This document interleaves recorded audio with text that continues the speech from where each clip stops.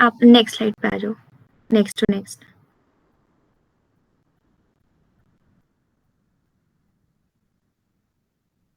Yes, this one. Alright, so sorry for the inconvenience again. There's something wrong with my desktop, I guess. So moving on, the purpose of this research, हम ये research क्यों कर रहे हैं? क्योंकि आप लोगों ने CSA या अलग-अलग acts के बारे में already researches देखी होंगी. पर mindset of abuser is one such term जो इतना आपने usually देखा नहीं होगा. And the basic purpose of this research is कि to know कि what are the factors that are associated for the abuser to commit that particular crime. Like कोई भी फैक्टर हो सकता है, भले ही साइकोलॉजिकल हो, सोशलॉजिकल हो, वो कहाँ पला बड़ा है या क्या उसको इन्फ्लुएंस करा या किसको देखकर उसने ये कदम उठाया या बेसिकली कुछ भी उसके दिमाग में कुछ ऐसी चीजें चल रही हो जिसकी वजह से उसने ये स्टेप उठाया कि ऐसा क्या उसके माइंडसेट में था जिसकी वजह से ये क्राइम particularly हुआ है. So the research is to particularly find those factors which are associated in determining what are the behavior and influences behind the mindset of abuser. Moving on, the two main objectives which you can see in the screen is the objective one, which is understanding the cognitive distortions, emotional deficits and manipulative strategies used by abusers. यहाँ पर कोई बता सकता है कि cognitive distortions से वो लोग क्या समझ सकते हैं? If anyone knows what cognitive distortion is. Like the imbalances that how they think, right? How a abuser thinks. Maybe it is like what are the uh, like blockage or distortion in their thinking that leads them to be abuser. Maybe that is it. Yes, that's right. In more sufficient terms, it is the irrational thinking patterns that a person have. भले ही वो abuser ना भी हो, लोगों को जैसे किसी को साइकोलॉजिकल या मेंटल इश्यूज होते हैं जिनके कॉग्निटिव डिस्टॉर्शंस, जब हम वर्ड यूज करते हैं, it is basically when they have irrational thinking patterns that are not normal, away from normal और which society can not accept basically, और वो उनके खुद के एथिक्स से भी वो अलग चलते हैं. Basically those irrational cognitive patterns are known as cognitive distortions. So the objective one is to understand कौन से हमारे psychological चीजें हैं जिसकी वजह से इन्फ्लुएंस हो रहे हैं चीजें एक अब्यूजर के माइंडसेट में. And the second objective is to moreover study कि कौन से एजुकेशनल प्रोग्राम्स हो गए जो बेसिकली एनेबल करते हैं लोगों को फॉर्मुलेट करने में कि हम क्यों ये चीज सीएसए के बारे में जानना चाह रहे हैं, सोसाइटी क्या कहती है, कल्चर इन्फ्लुएंसेस कौन कौन से होते हैं, एंड द पावर डायनामिक्स जो हम आगे चल के देखेंगे कि what are the power dynamics as well associated with mindset of abuser. Then moving on, we have a few key terms, and before the key terms we have the table of contents की क्या क्या हम देखने वाले हैं. First obviously कि हमारा ये एनजीओ क्यों रिसर्च कर रहा है इसके बारे में. Secondly the introduction, the key terms, then the historical context, and then we have your psychological theories, and उसके अलावा we also have the researches that are done globally as well as in India, and legal frameworks जो हालांकि not directly associated है but still we need to know certain legal frameworks as associated with this case, and the case study, one case study which is prominently associated with this, the motive behind why the abuser actually does that particular thing or what are the influences behind this, and finally the conclusion. So firstly, starting with what actually is, why is Bachpan, that is our NGO that we are working on, is doing this, is considering this research. So Bachpan Saving the Innocence is basically, as you all know, it works for CSA cases, for promoting basically awareness फैलाना CSA के cases और कैसे हम empower कर सकते हैं communities को report करने के लिए CSA cases, and finally preventing the CSA cases and safeguarding children. So this is why Bachpan is doing the basically researches around CSA cases and around abuse, so that people know what are the different kinds of terminologies, as well as सिर्फ abuse ही नहीं बल्कि abuser के mind में भी ऐसा क्या चल रहा होगा और ऐसी चीजें हमें पता होना जिसकी वजह से वो अब्यूजर वो वापस कदम ना उठा पाए. एंड बेसिकली उस अब्यूजर को वो सजा भी उस हिसाब से मिले. So that is what our NGO is working to protect children, understand their behavior patterns and tactics used by abusers that enable us to give them a comprehensive support. Then moving on, we have few key terms.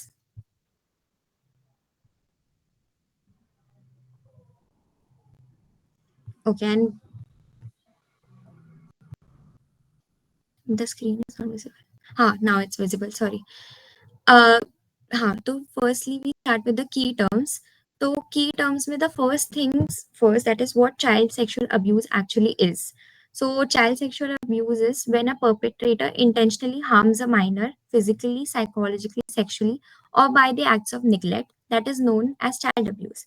तो again child abuse में सिर्फ एक child sexual abuse सिर्फ इसलिए comprehend नहीं होता कि उसमें सेक्सुअल अब्यूज हुआ होता है. It can B psychologically abuse, it could be physically verbal abuse. किसी भी तरह चाइल्ड सेक्सुअल अब्यूज सिर्फ ये नहीं होता कि understanding what the crime associated along with the sexual cause only. It can be the acts of neglect as well. किसी भी तरीके से हानि पहुंचाना एक बच्चे को, that could result in child sexual abuse. Then the next one.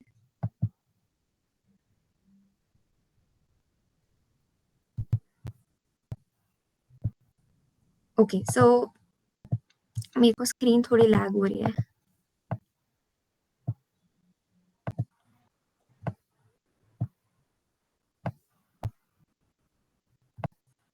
Okay, sorry. So continuing, the second term is abuser.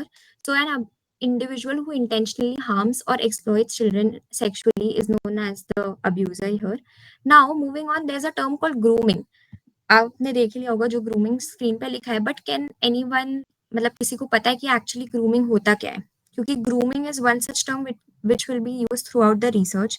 So does anyone have the idea what grooming actually is?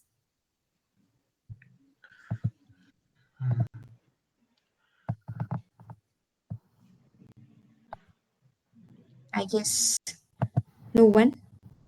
Grooming can be like we can say grooming when हम किसी को mind wash कह सकते हैं, बहुत simple word उसमें language में कि जो भी हम उसके साथ करने जा रहे हैं और उसको पता भी ना चले कि वो गलत है, राइट. और ग्रूमिंग होती है जैसे फॉर एग्जांपल जैसे young girls are being groomed by the older guys to commit some abuse, और ये बहुत प्रोमिनेंट है, आसपास सोसाइटी में देखने को भी मिलता है. Yes.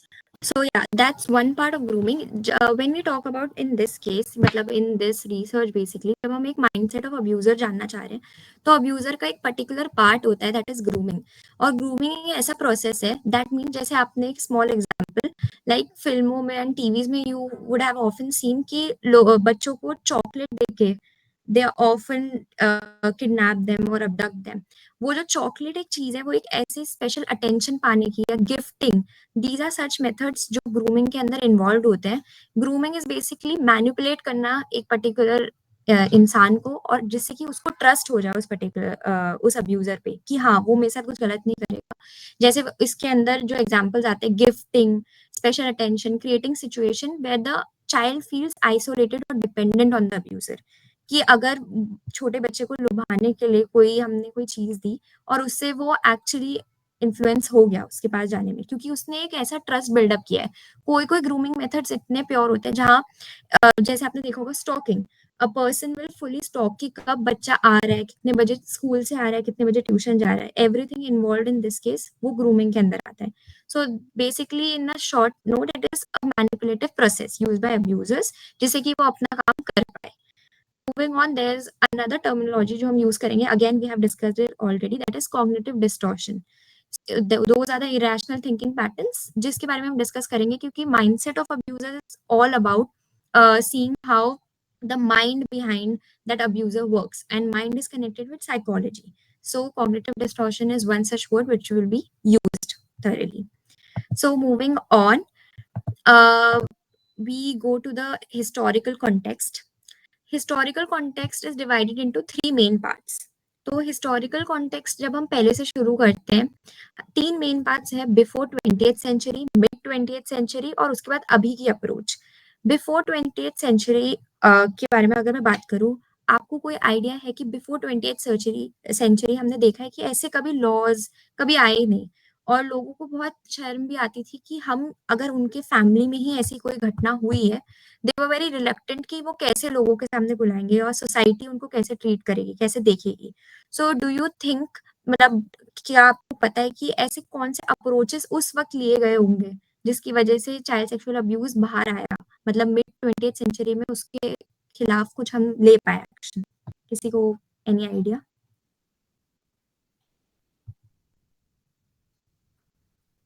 No I guess. So if I tell you about something before 20th century जब हम बात करें legal systems and societal attitudes सिर्फ इसी बात पे फोकस थे कि क्राइम क्या है। ये नहीं कि क्या मोटिवेट करा उस पर्टिकुलर अब्यूजर को वो क्राइम करने में या बेसिकली अब्यूजर की जिंदगी क्या थी। It's just the criminal and the crime and the victim, the three main components. Like abusers were yes Like if you're asking about history, no, so हमने तो ये देखा है कि if it's about CSA or something, yes तो पहले तो abuser को नहीं, पहले विक्टिम को ही दबा दिया जाता था and they were asked to not to tell it to anyone. तो फिर अब्यूजर्स पे तो कोई काम हुआ ही नहीं फिर। हाँ, क्योंकि बिफोर 20th सेंचुरी ये इसलिए काम नहीं हुआ क्योंकि किसी को पता ही नहीं था, किसी को किसी चीज़ से लेना-देना नहीं था। And if speaking about that factor कि लोग बाहर ही नहीं आ पाते थे, बता नहीं पाते थे कि हाँ, उनकी फैमिली में हुआ है। अगेन बिकॉज़ सोसाइटी क्या सोचेगी, उनका स्टैंड क्या है सोसाइटी में, इसलिए वो ये करते ही नहीं थे। और वो ही दब जाता था और आगे चल के क्या हुआ उसके साथ, विक्टिम के साथ या चाहे अब्यूज़र, किसी को कुछ नहीं पता, क्योंकि रिपोर्ट ही नहीं होते थे केसेज़।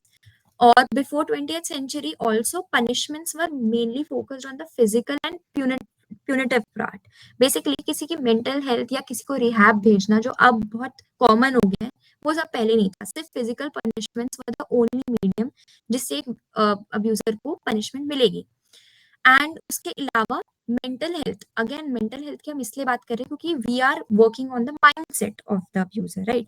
तो मेंटल हेल्थ उस वक्त बहुत ही लिमिटेड अंडरस्टैंडिंग थी because again people were seen, मतलब abusers were labelled as evil और इट वाज डिटरमाइंड कि एक इमोरल स्पिरिट्स उनके अंदर है या ऐसी चीजें जो बेसिकली नॉट एक्सेप्टेबल थी, कि ऐसा कुछ नहीं था कि मेंटल हेल्थ खराब है, ऐसा कुछ नहीं था। It was just labelled as evil spirits उनकी बॉडी में आ गई है या कुछ कोई उनसे करवा रहा है ऐसी चीजें। तो ऐसी टर्मिनोलॉजीज, ऐसी चीजें बहुत प्रोमिनेंट थी पहले, जो आगे चल के चेंज हुई है।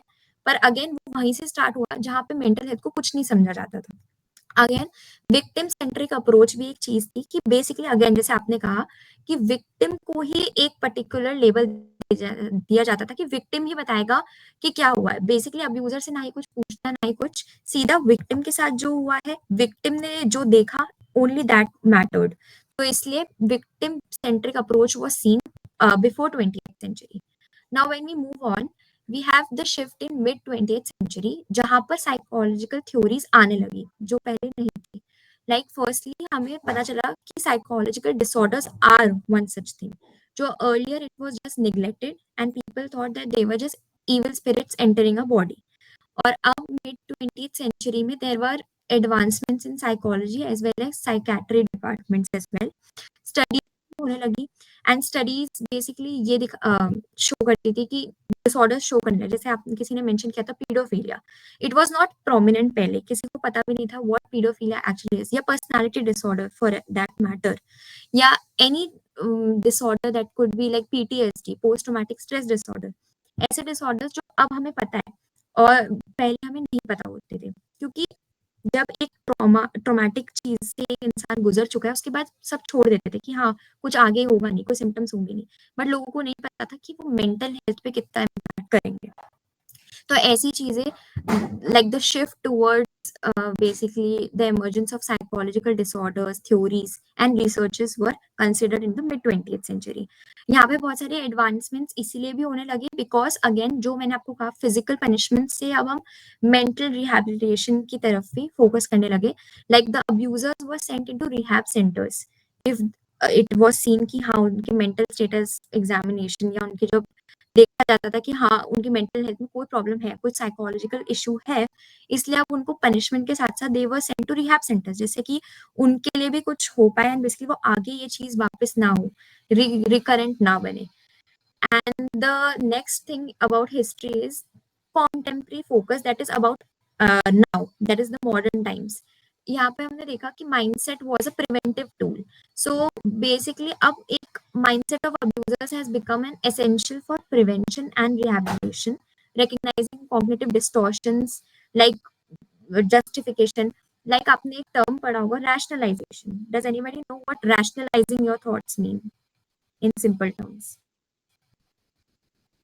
Applying logic to your thought process, logical thinking, rational thinking.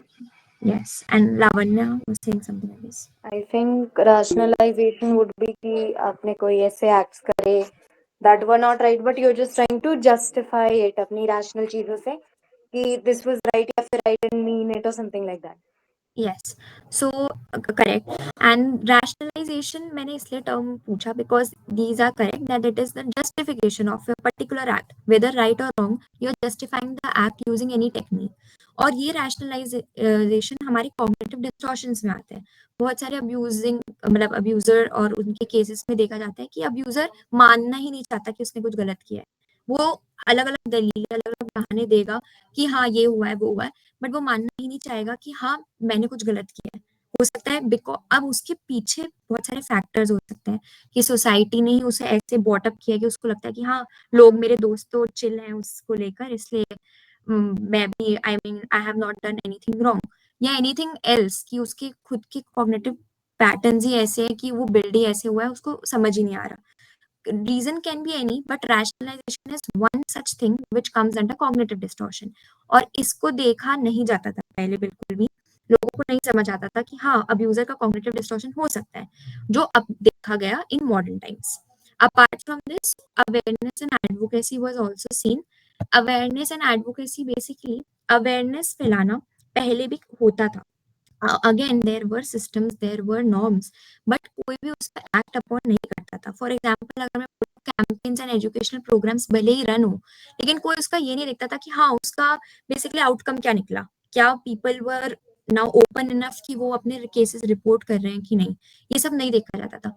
But now there was a solution based approach used, जहाँ पे campaigns तो run होते थे चाहे rural areas में हो या urban areas में, but वो ये भी देखते थे कि whether it is actually helping people to come out of that zone. Yes, ऐसे cases report हो रहे हैं कि नहीं, people are not anymore scared of the societal pressures and they are coming out. So such things were seen in the modern generation. Okay, so this was the main history जहाँ पहले लोग बिल्कुल भी psychological conditions को नहीं मानते थे और ना ही वो ये समझते थे कि हाँ abuser के mindset में कोई फर्क नहीं पड़ता.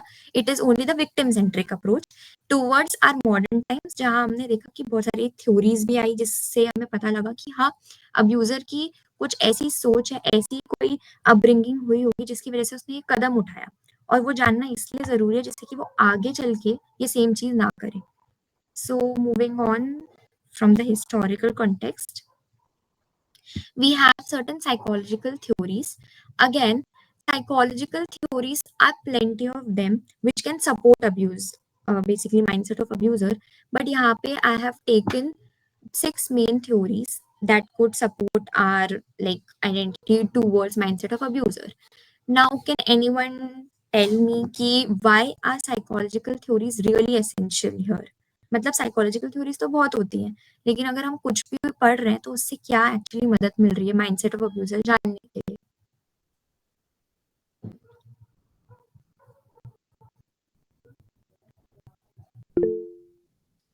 यस, हम ना उनका बिहेवियर देख के लाइक हम ऐसे जज कर सकते हैं कि हाँ there is something wrong with them. That's true. Anyone else?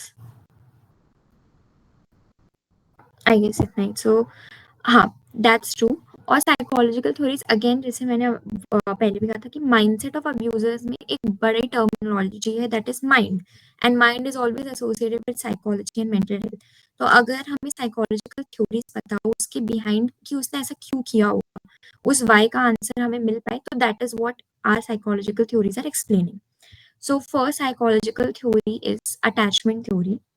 We are going to discuss 4 main theories. The other 2 are just the subparts of theories, and which you can read in the research paper as well. So the first theory is attachment theory. इस theory के according there are certain insecure attachment styles that a person में engage in abusive behaviours due to their own unresolved childhood trauma और unmet emotional needs.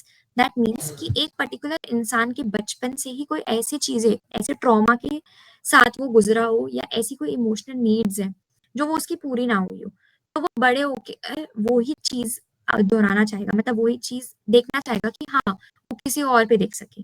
For example, if I give you an example of attachment theory के attachment styles होते हैं. Like, first is avoidant attachment. Abusers with avoidant attachment may not have been developed healthy emotional bonds and could view children as objects for fulfilling their own needs.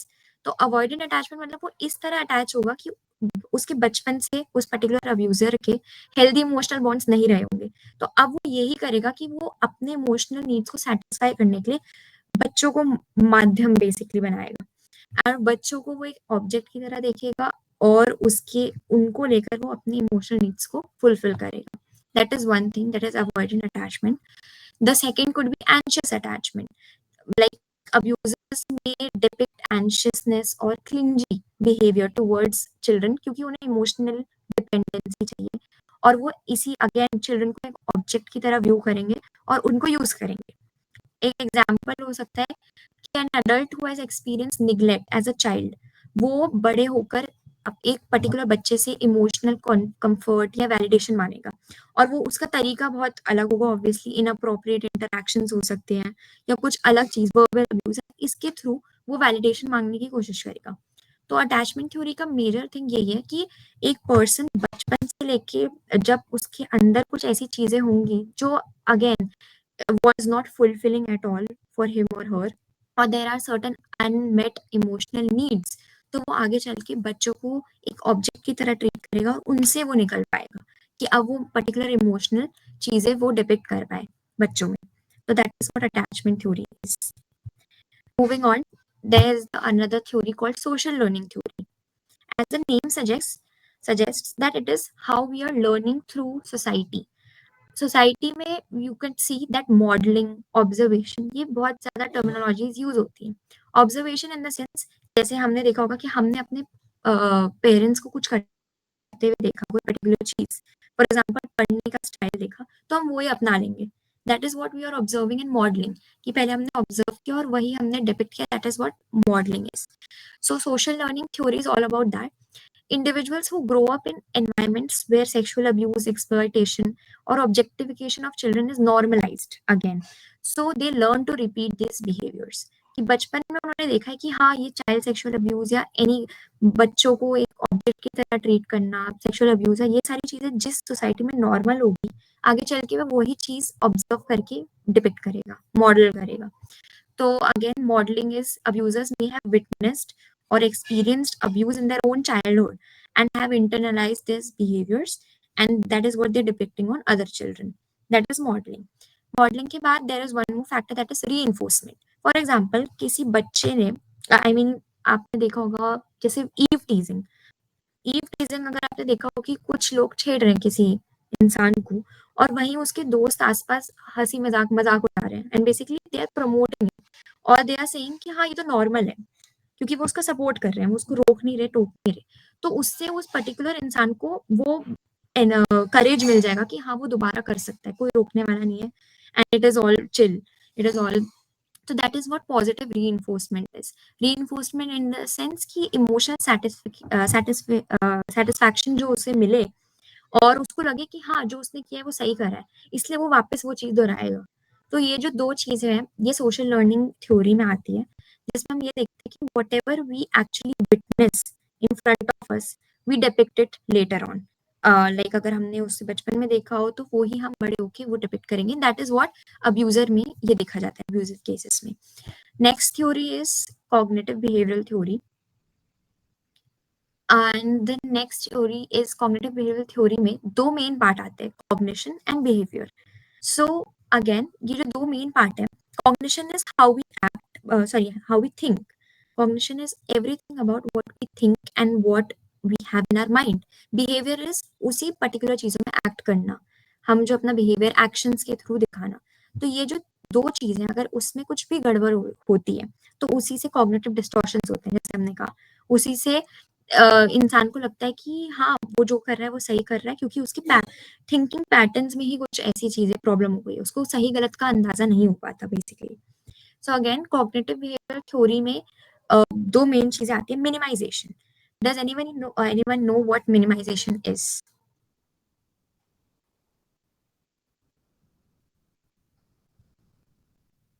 I guess no. So, okay. So minimization जैसे rationalization was to justify our own behavior.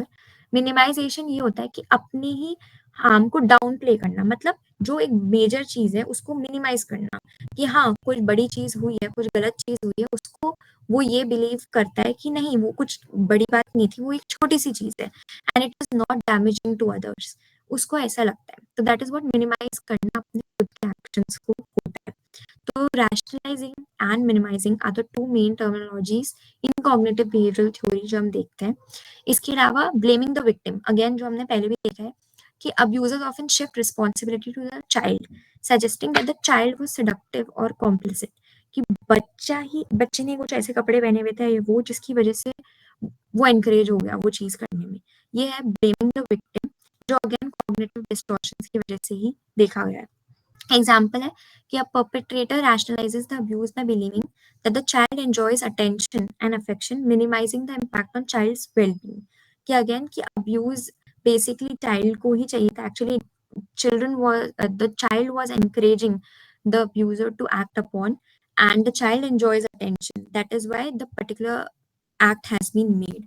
ये abuser का कहना है। So that is what cognitive behavioural theory states कि कैसे अगर cognition या behaviour में से एक भी चीज फॉल्टी निकली so an abuse can take place. Then moving on, there is Finkelhor's precondition model. ये एक ऐसा मॉडल है जिसमें ये बोला गया है कि 4 स्टेजेस होती है जिसके बाद ही सेक्सुअल अब्यूज एक अब्यूजर कर पाता है। तो वो जो 4 स्टेजेस होती हैं वो है फर्स्ट मोटिवेशन। मोटिवेशन इज कि अब्यूजर के मन में कोई डिजायर या सेक्सुअल इंटरेस्ट होगा बच्चे में, कोई मोटिवेटिंग फैक्टर होगा जिसकी वजह से उस पर्सन ने वो चीज करी। For example is sexual arousal, अगर वो बहुत हाई होगा तो वो इस एक्ट पे जा सकता है। तो that is what motivation is कि firstly a motivation is needed. Second is overcoming internal inhibitions. Internal inhibitions overcoming का बेसिकली मीनिंग है कि बचपन से जो चीजें उसके अंदर रह गई है, फॉर एग्जांपल कोई इमोशनल नीड्स है जो उसकी फुलफिल नहीं हो पाए, या वो बड़े होते होते उसकी मम्मी पापा में भी उसने ऐसा देखा हो पेरेंट्स को फाइट करते हुए या कोई भी अब्यूज होते हुए देखा हो, तो वो उसके अंदर रह गई। So after after a particular time things come out and the person again, जैसे हमने उस वाली थ्योरी में देखा था मॉडलिंग थ्योरी में, that is social learning theory में, वैसे ही यहाँ पे होता है कि उसने अपने अंदर वो चीजें अनरिजॉल्व कॉन्फ्लिक्ट की तरह रख ली, उसने वो बाहर नहीं आने दी, लेकिन एक पर्टिकुलर टाइम बाद वो कुछ इरेशनल थिंकिंग पैटर्न्स की वजह से वो एक ऐसे चीजें अपनाएगा जो मॉरली और एथिकली राइट नहीं होगा, और उसके अंदर जो भी चीजें छुपी हुई थी वो एक बच्चे को बेसिकली ऑब्जेक्ट बना के वो चीजें करना चाहेगा। So that is basically अपने internal inhibitions को हटा के वो दिखाना।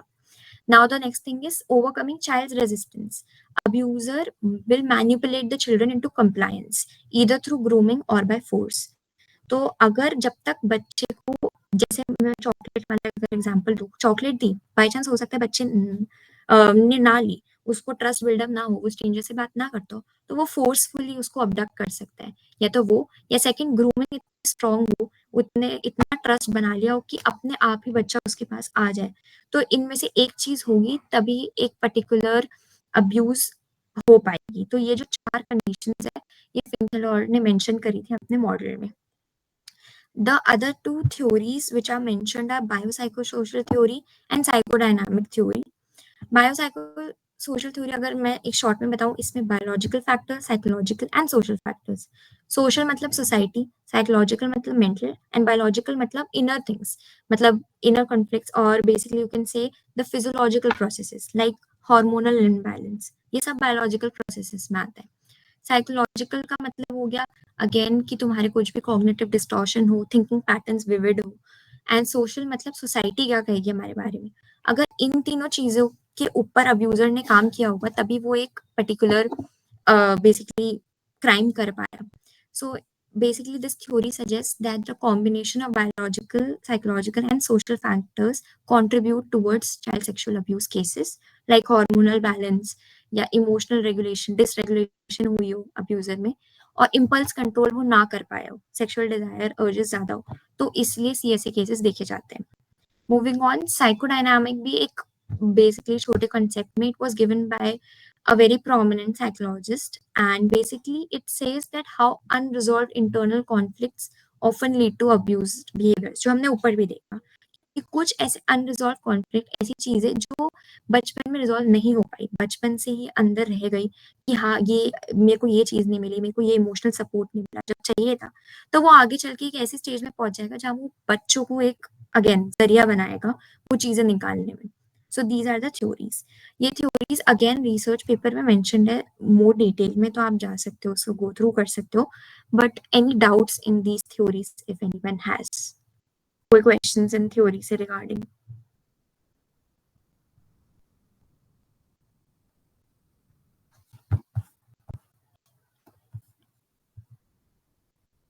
सो I guess I hope not. And अगर आपको कोई भी डाउट हो तो आप लास्ट में पूछ सकते हो. बट हाँ अगेन जो बाकी की थ्योरीज है वो भी रिसर्च पेपर में मेंशन है. So moving on, we have some researches on the mindset of abusers. When we talk about researches on mindset of abuser, why are actually researches important? Does anyone know?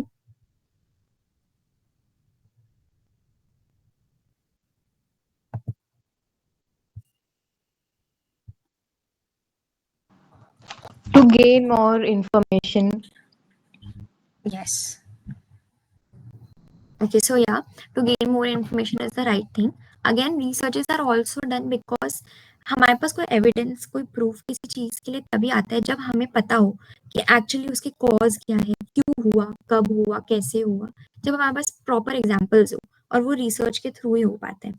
और researches पहले नहीं थे इसलिए हमें कभी terminologies के बारे में पता ही नहीं चला, कभी हमें पता ही नहीं चला कि हाँ ऐसे रिसर्च में कुछ अलग पता चल जाता है. लेकिन अब के जमाने में researches are more prominent, and over the years various researchers globally as well as in India have investigated the causes, the prevalence and psychological impacts along with the intervention, that is the solution oriented methods as well. So basically we are focusing on two major researches right now. There are several others mentioned on the research paper as well, but जो major दो theories और दो researches जो हम कह सकते हैं जिसकी वजह से there were solution as well, तो वो जो दो थ्योरीज है, एक थी हमारी ministry of women and child development study, and that was done in 2007. और basically ministry of women and child development study was all about considering women and children of different parts of India, and over 12,000 children were involved 13 states से इस study में. यहाँ पे ये देखा गया कि firstly the first question was कि people were always questioning कि girls के साथ and women were the most impacted one in CSA cases, but इस स्टडी से हमें ये पता चला it's not that. Boys were also victims and equally vulnerable. So both genders were equally vulnerable, and it was seen that 53% of children were often like they faced one or more forms of sexual abuse, highlighting that boys and girls were equally vulnerable. Along with 70% of children did not report the case as well, again because of societal pressures. But the new thing was that they did not know that हाँ एक sexual abuse उनके साथ हो गया है, क्योंकि उनको कभी पता ही नहीं था, उनके पास कोई अवेयरनेस ही नहीं थी. सो इसकी वजह से एक रिसर्च बेसिकली पॉक्सो एक्ट जो 2012 में रिलीज हुआ था उस पर एनैक्ट किया गया, और उन बच्चों और उनके पर्टिकुलर रूरल एरियाज में जाकर वहाँ पे awareness campaigns, and there was one person on boarded there कि कभी भी कोई केस ऐसा हो गए तो उस पर्टिकुलर पर्सन को वो कांटेक्ट कर सकते हैं मिनिस्ट्री से, and they could get instant help as well. So they were told, they were made aware ki what are the actual things that are involved in child sexual abuse. It is not only sexual abuse, it could be a verbal abuse and psychological abuse, anything. So they have to report it anyhow. and this was done by the Ministry of Women and Child Development Study जो 2007 में हुई थी. Also, um, in the new researches it is also mentioned कि हर एक rural area में एक particular psychologist रखा गया है so that ऐसे cases unreported ना जाए and people can come out and report those cases. And the other basically research which I'm going to talk about is David Benjamin's abusive analysis. So David Finkler is the one जिन्होंने ऊपर आपने देखा होगा जो हमने basically theories पढ़ी psychology की जिसमें 4 मेजर थिंग्स उन्होंने बताई थी कि how these are the necessary things जिसकी वजह से ही एक अब्यूज टेक प्लेस हो सकती है. उसी इंसान ने हमें ग्लोबल रिसर्चेस CSA में करवाई. He has done over 105 plus researches on this particular things. और इन्होंने ये बोला कि जैसे कि हमने 4 चीजें बताई, motivation in internal inhibitions, external inhibitions and how grooming और other kind of things are necessary. इन्होंने उस पर काम किया and there were like again 8,000 children in that particular study जो 1994 में हुई थी, जहाँ पे हमने कल्चरल कॉन्टेक्स्ट सीखा कि बेसिकली अलग अलग कल्चर में CSA is defined in other terms. Like कुछ लोगों को लगता था कि only sexual abuse is the one thing that they are targeting on CSA and we can not reveal it again because of societal pressures and how will people treat us if they know कि कुछ ऐसे CSA case हुआ है.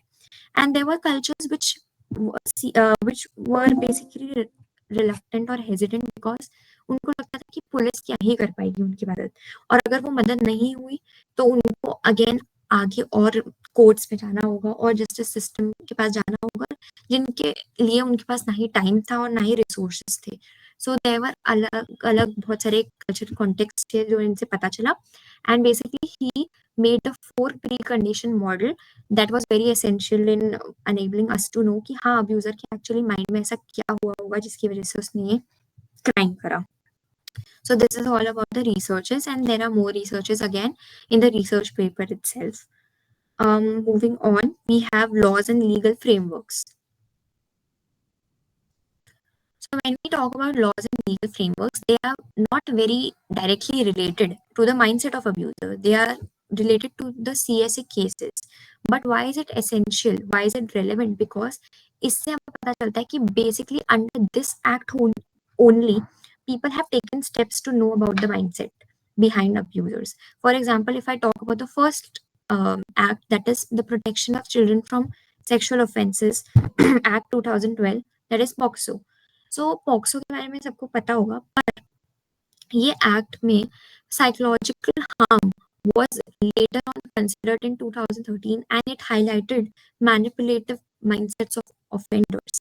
तो यहीं से हमें MSc एक एग्जाम होता है that is mental status exam, जो एक पर्टिकुलर अब्यूजर के साथ होता है, ये एग्जाम होता है जिससे कि हमें पता चलता है कि एक्चुअली उसके दिमाग में क्या ऐसी चीजें चल रही है या क्या साइकोलॉजिकल कॉजेज है जो उसे ऐसे अब्यूज ऐसे क्राइम करने में मजबूर कर रहे हैं. सो ये MSc exam was made compulsory under this act only, और इससे जब भी कोई CSA केस रिपोर्ट होता था, firstly psychological accessibility and tests were conducted, and after that only the procedure went forward. Moving on, there's another law that is criminal law, the act that is 2013 में आया था. Here this act expands definitions of sexual offenses to include acts driven by predatory mindsets such as stalking, international abuse या cyber crime. ये सारी जो चीजें होती हैं ये भी एक अब्यूज के अंडर ही आती है. क्रिमिनल लॉ एक्ट ने ही उसे देखा and basically there were punishments for the same. So again criminal law act is again very essential because the terms like stalking, voyeurism and international abuse और cyber crime, ये सारी जो terminologies थे वो पहले रिकग्नाइज नहीं हुए थे, वो इसके अंदर रिकग्नाइज हुए and we could get to know what the abuser actually wanted out of that particular crime. Moving on, there is Juvenile Justice Act, that is 2015. इस एक्ट में basically it was focused upon the psychological state, emphasizing reform over punishment. Like earlier, punishment was the major thing that was considered after a crime was being done. But यहाँ पे reformity was seen. Like for example, people who have committed crime at a very young age were sent to rehab as well, and जिससे कि आगे चल के prevent हो पाए, वो वापस से act ना कर पाए, इसलिए psychological assessment was made very necessary and essential under this act. Moving on, we have Mental Health Care Act, that was 2017 में. It is very indirectly relevant, but again, because we are talking about mindset, so we talk about mental health in criminal behavior. So here, offenders were like for offenders there were treatment plans, and treatment plan का सबसे पहला step psychological disorder assessment was done. Rehab support provide करना, rehab provide करना, and along with a particular psychologist जो free में sessions दे पाए, जो free में sessions दे पाए उस पर्टिकुलर इंसान को एसेस करने में कि हाँ उसके माइंडसेट में ऐसा क्या था, चाहे वो अपब्रिंगिंग हो, चाहे सोशल इन्फ्लुएंसेस हो, या हो सकता है उसको कोई पर्टिकुलर डिसऑर्डर हो जिसकी वजह से उसने एक्ट किया. That was made very essential under mental health care act 2017. Okay. Next slide. So moving on, there's a little disclaimer again, because we are going to talk about a particular case discussing, like people can find it distressing or triggering. You can feel free to skip this part of the presentation because it is a CSA case. So अगर आपको कुछ भी distressing लगे तो आप ये part छोड़ के 5 minutes fight join कर सकते हो. Yeah, so moving on. So this is a case study about the Kathua case that was done, that was seen in 2018. It was the most widely reported case in India 2018 में, because, like, to give a background of the scene, the victim was a 8-year-old girl from a nomadic Bakarwal Muslim community in Kathua, and Kathua is located in Jammu and Kashmir. The crime was that the girl was abducted, held captive in a temple, and उसके साथ sexual assault हुआ बहुत बार, बहुत लोग, like there were several men involved, and eventually the girl was murdered. But later on, the motive, जब हमें पता चला कि what the motive was, in the investigation it was found out that crime was सिर्फ sexually motivation नहीं था, बल्कि the people involved were political party leaders as well, and वो उन्होंने ये इसलिए किया जिससे कि वहां से एक particular community, that is the Bakarwal Muslim community, वो उसको वहां से हटाना चाहते थे. तो उनका माइंडसेट में ये था कि हमें उस कम्युनिटी को यहाँ से निकालना है, इसलिए उन्होंने एक छोटी सी बच्ची को एक विक्टिम बनाया.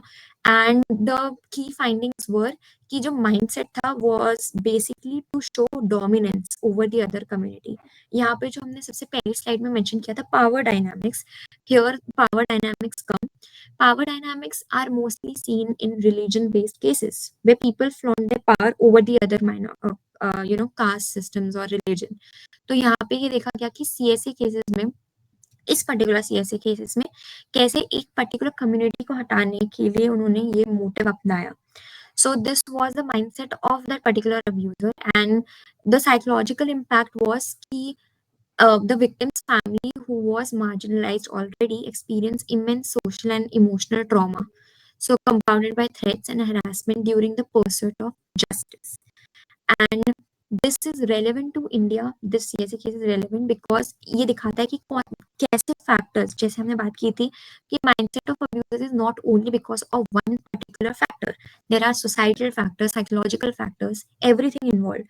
In this particular case also आपने देखा होगा communalism, gender based violence, corruption, ये सारी की सारी चीजों ने ही इस केस को boost up किया. And this is what the factors associated with mindset of abusers can be talked about. So yes, moving on. So finally, the motives of abusers, basically there are finally, अगर हम ये जान पाए कि हमने बहुत सारे factors देख लिए कि क्या क्या factors like societal हो गया, psychological हो गए सारे, but actually what was the actual motive of that particular abuser, उसका एक 4 main factors थे, that is influence of media and crime cases. Like हमने documentaries में भी देखा होगा, like I can name a documentary that is The Keepers. If you get time, you can watch that as well. It shows how grooming techniques, how people or abuser actually systematically groom victims, build trust, and use power to silence them. Like again, there was a case where, like in the documentary itself, कि जहाँ crime हुआ और mummy मतलब the parents did not report it only because there were power dynamics being played. वो वहाँ का local police था, इसलिए उसने उनको ऐसे मैनिपुलेट किया कि ये बाहर नहीं जानी चाहिए बात। So that is what we see, that grooming is involved here, and people use power to silence the people or the victims as such. Next, moving on, the role of social factors. Cultural or social stigma around the discussing abuse often allows abusers to operate unchecked. And social factors हमने हमेशा से देखा है, चाहे वो minimisation हो, rationalisation हो, ये सोसाइटी की वजह से ही आ पाती है, क्योंकि सोसाइटी बूस्ट अप करता है। अगर एक इंसान के क्लोज वंस उसको सपोर्ट करते हैं एक पर्टिकुलर एक्ट जो इरेशनल है, तो वो बाद में भी करेगा। तो यही सोशल फैक्टर इन्फ्लुएंस करता है, चाहे वो पॉजिटिव वे हो चाहे वो नेगेटिव वे हो। Then moving on, there are psychological motivations. Like again, इसके अंदर सबसे main terminology, that is cognitive distortion, that makes them to justify or rationalize the behavior they commit towards the victim. Then we have power and control, जैसे हमने ऊपर वाले case में भी देखा. Some abusers seek the sense of dominance that controlling a child offers. कि earlier they had some unmet emotional needs or something, and now they can be dominant by using a child as an object for the same. So this is what some of the motives of abusers we have found out from this research. Any doubts in this? No. So yes, so moving on, it's the conclusion part. So concluding the presentation, child sexual abuse remains a very critical issue worldwide and in India as well. But mindset of abuser is one such thing that we need to know again, so that we can prevent it from reoccurring, and we can also get to know what actually the abuser might have been suffering from, or the cognitive distortion he or she might have, so that again we could give them the proper treatment as well, and we can prevent it for further disadvantages to occur as well. So yes, thank you. So I guess we are open for questions, any questions if anyone has.